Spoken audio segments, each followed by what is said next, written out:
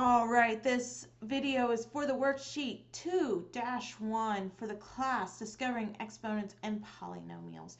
All right, so in the first set, we're just working out these problems using the product rule. And in the second set, we're expanding, and then we have an explanation one, which I will cover. So if you're in this class, you know the drill. Pause, grade your work. I give multiple different ways of writing the answer on some of them.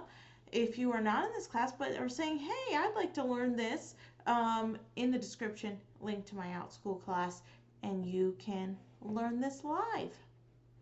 All right, I'm going to assume that you've already paused it, and I am going to zoom in so that I can see this a little bit better.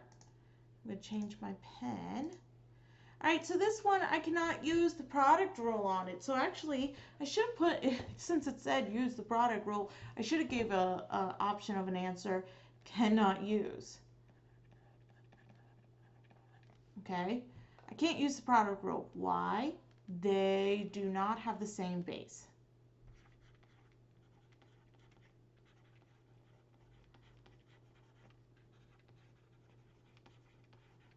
Okay, so all I can do is order of operations, which is 4 to the third first, which that's 4 times 4 times 4, which is 16 times 4, which is 64 times 3. So now I can do 64 times 3, which is 18, 19, 192. All right, so the product rule says that I add the exponents. So this is 2 plus 5, only when they have the same bases, so x to the 7th.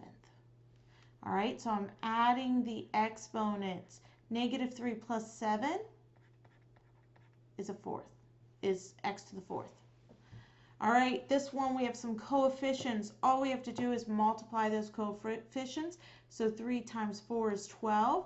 Then we add our exponents on our base of our numbers, which is this and this. And the reason I can do that, they don't have to have the same coefficient, is because that exponent only applies to the thing to the left. So it only applies to the x. All right, and that's going to make our 712 x to the 7th. Okay, in this one, multiply our coefficients and add our exponents, and we get y to the 9th. All right, in this next one, let's multiply our coefficients, which is going to be 10, and x is 5 plus a negative 4, which is going to just equal t. You can put a power of 1 if you want, but it's not necessary. All right, so now we have 3. They all have the same base. Don't forget that this one has 1 on it, so you're adding 1 plus 2 plus 5. All right, and this one we have y's. And we have x's, so it's kind of like combining our like terms. We got to get our y's together, which is going to be 3 plus negative 4. And we got to get our x's together, which is 7 plus minus 3. All right, so that is going to be y to the negative 1, x to the 4th. Now, I don't know whether or not, because I teach multiple sections of this class, whether or not we've talked about the negative rule yet. If we have, you can write this as a positive. The directions do not say you have to write it as a positive exponent. So either way is correct. Okay, you can write it as a fraction, or you can with positive exponents or without. All right, in this one, let's get our like terms together. So first I'm going to do these x terms. So x2 plus 13, which is going to give me x equals 15, and then my m's, which is 6 plus negative 10, which is going to give me m to the negative 4th. And again, can write it either way. All right, in the next set, we're expanding to find the answer. All right, so I already did the expanding, okay? So for this one, here are my 2 x's, and then here are all my 13 x's. All right, and if I add up all these x's, if I just count all the x's up, I'll have 15. So it's x to the 15th, also these. Same here. Now remember, subtraction means division because they're opposite operations in exponents, okay? So I put them on the bottom of my fraction, all right? So I can actually cross out with what's on top and the bottom, just like when I reduce or cancel a fraction, and that just leaves me with 4 x's on the bottom, okay? And then just a 1 on top because there's nothing left. Can't put a 0 on top. That would have a domain problem. That's why it's so good to also learn these and then learn about your function families, because then you'll learn about that domain and range stuff.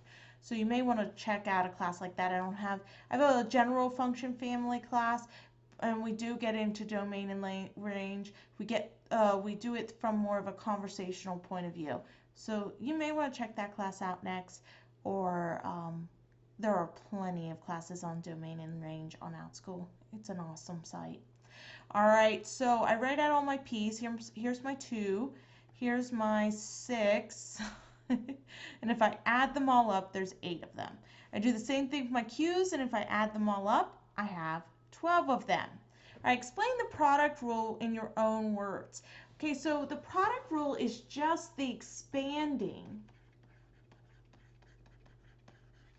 of, and if you write it differently, that's okay. Answers are going to vary.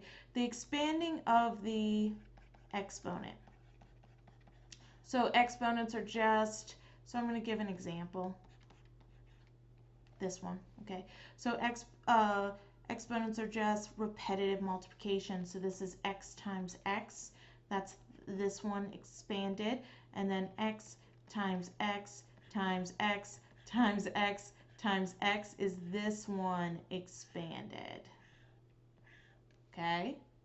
All right, so it's just expanding the exponents and adding and then rewriting it basically. So if this is repetitive multiplication going on here, I can write that really quickly by saying x to the 1, 2, 3, 4, 5, 6, 7, 7th power.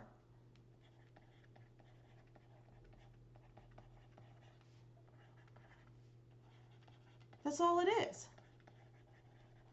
Okay, I'm just rewriting it as an exponent. Just like if I went 5 plus 5 plus 5 plus 5 plus 5, I could write that as repetitive multiplication by saying, well, I'm going to multiply 5, and I have 1, 2, 3, 4, 5 of them.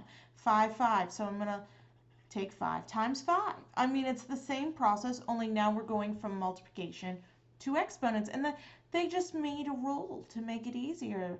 Adding these exponents would get us to x to the 7th also. But expanding and putting together would too. And it's good to know both. And that's the kind of thing I want you to explain. I want you to explain how these two interact and are the same thing. As long as you get that concept, I'm good with your answer on this one. Just got to be able to get that this is just writing repetitive multiplication better. Okay, we need that flexibility. All right, awesome. Well, that is all for this worksheet. Keep at it till you master it. Let me know if you need more worksheets, if you need more help, and I'll see you in class.